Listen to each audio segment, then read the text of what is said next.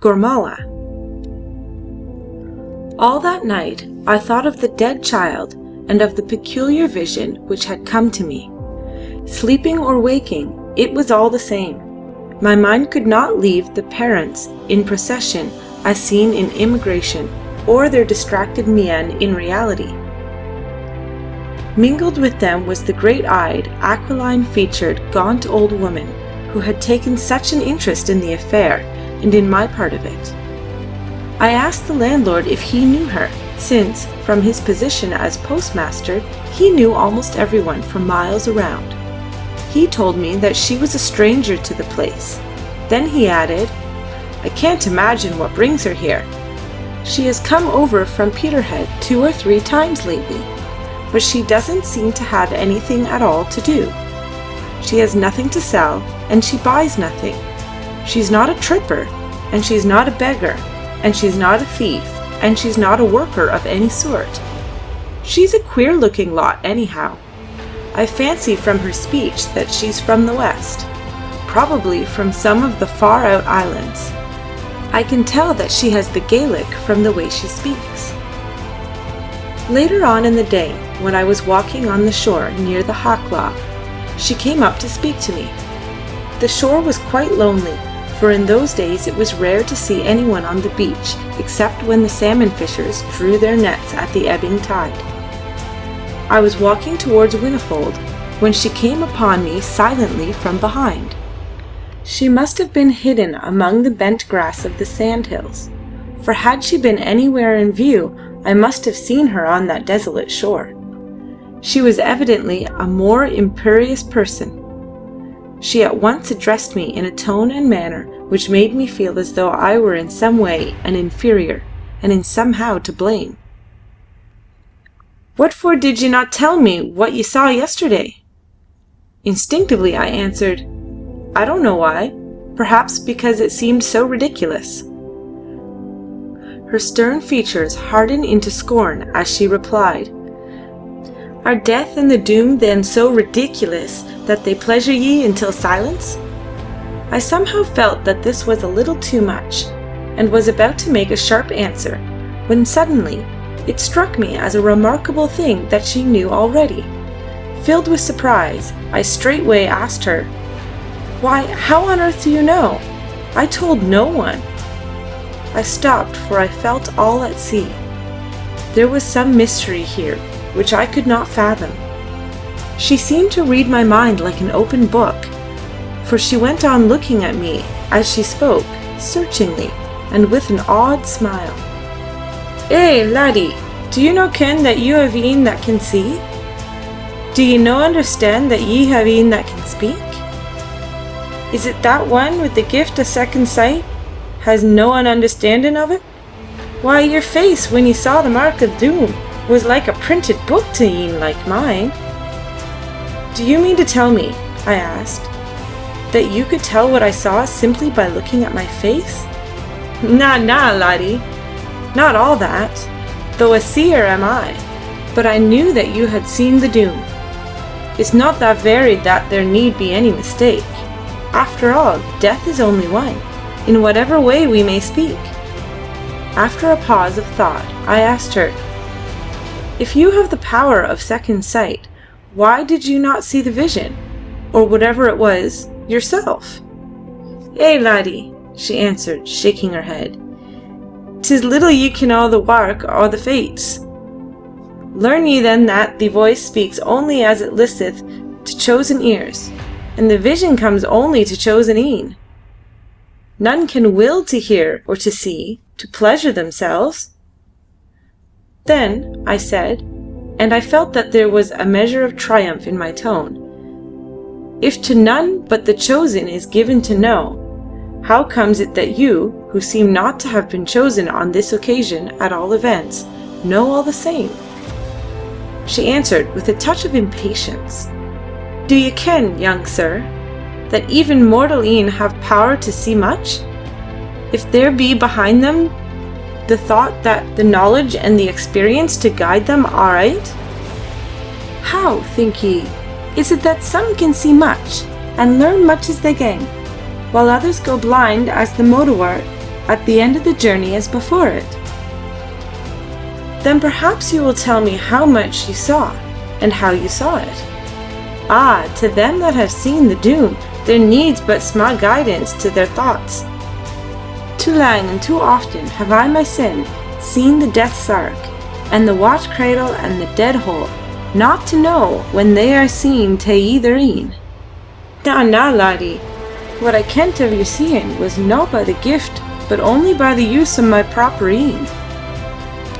I kent not the muckle of what ye saw, not whether it was ane or either of the garnishes of the dead, but well, I kent that it was a death.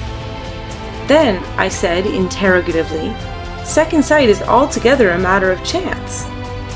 Chance, she repeated with scorn. Now, young sir, when the voice has spoken, there is no more chance than that the night will follow the day.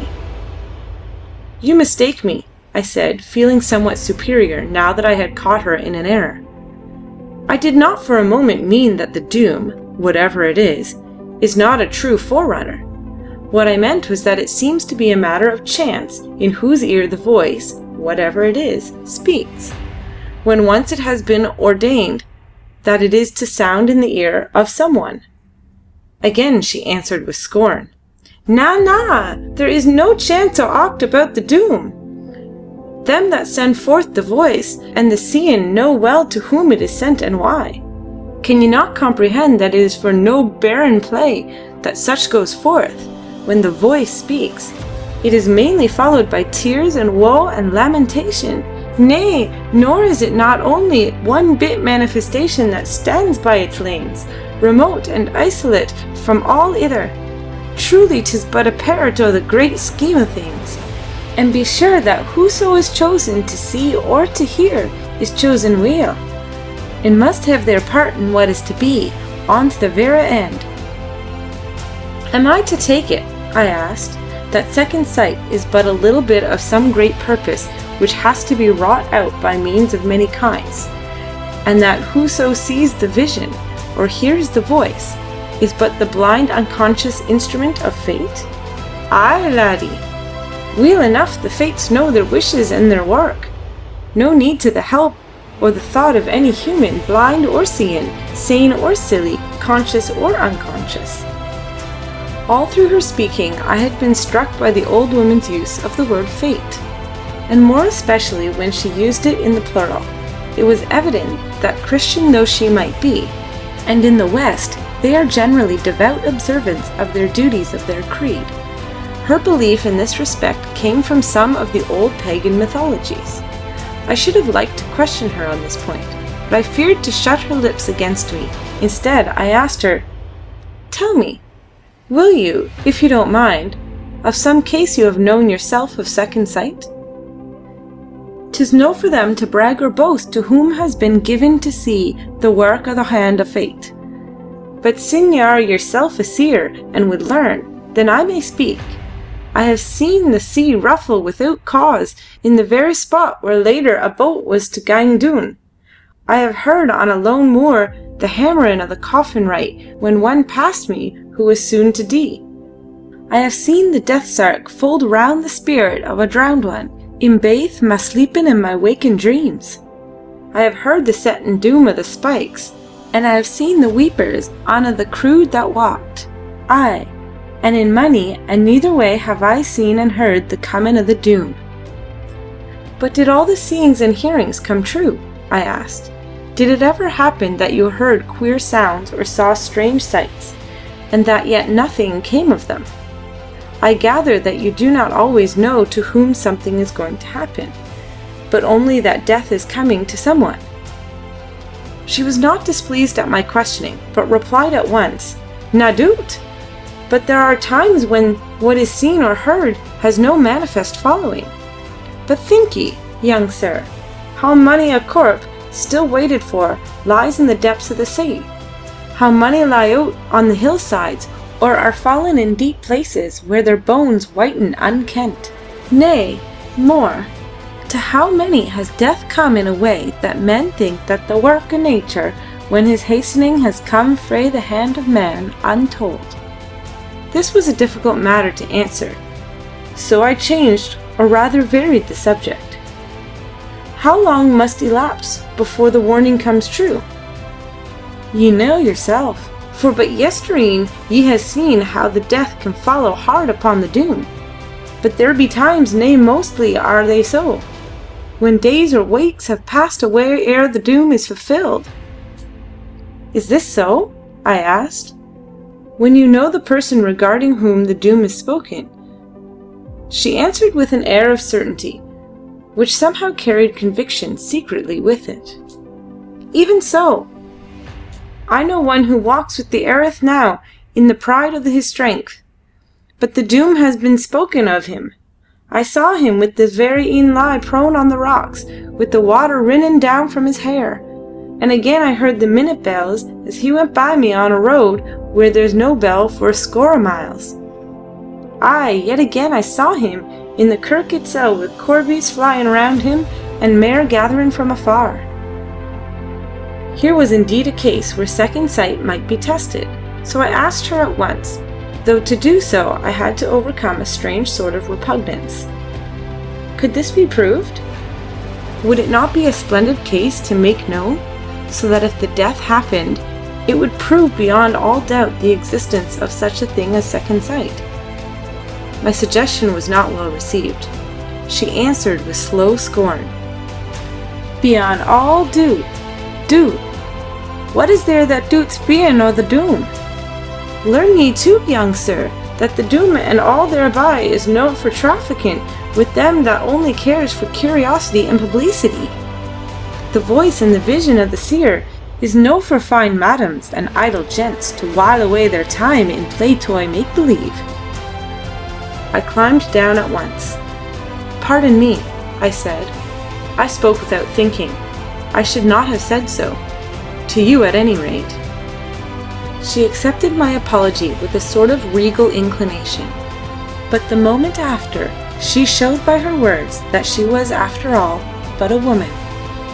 I will tell ye, that so in the full time ye may have no doubt yourself, for ye are a seer, and as them they has the power have given ye the gift, it is no for me, the like of me, to cumber the road or their doing. Know ye then, and remember weel, how it was told ye by Gormala MacNeil that Launchlane MacLeod or the Outer Isles had been called, though as yet the voice had no sounded in his ears, but only in mine. But ye will see the time. She stopped suddenly as though some thought had struck her, and then went on impressively. When I saw him lie prone on the rocks, there was ane that bent o'er him, that I kent not in the night what it was, though the light o' the moon was around him. We shall see, we shall see. Without a word more she turned and left me.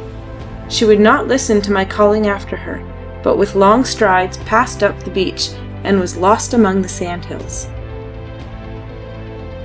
End of chapter 2. Recording by Crystal Treader.